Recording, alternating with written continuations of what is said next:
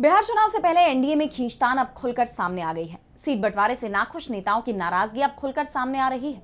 कम सीटें मिलने पर राष्ट्रीय लोक मोर्चा के नेता और राज्यसभा सांसद उपेंद्र कुशवाहा ने साफ कह दिया है कि एनडीए में कुछ भी ठीक नहीं है। इतना ही नहीं, इसके साथ ही उन्होंने ऐसी शर्त भी रख दी जिससे सिर्फ केंद्रीय गृह मंत्री अमित शाह ही पूरा कर सकते हैं। तो क्या है पूरा मामला, देखिए इस रिपोर्ट में। बिहार चुनाव से ठीक पहले राष्ट्रीय लोक मोर्चा के नेता और राज्यसभा सांसद उपेंद्र कुशवाहा के दिए बयान ने एनडीए में बौखलाहट पैदा कर दी है।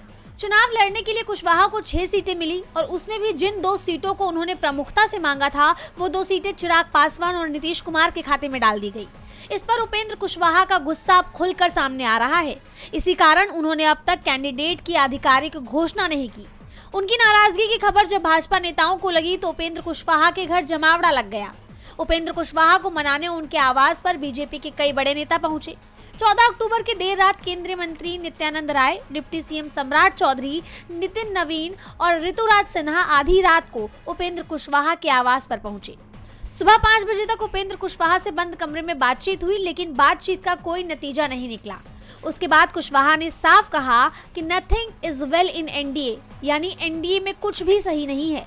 साथ ही उन्होंने एक ऐसी शर्त भी रख दी। उनकी शर्त है कि जब तक अमित शाह से उनकी बात नहीं होगी तब तक कुछ भी उन्हें मंजूर नहीं।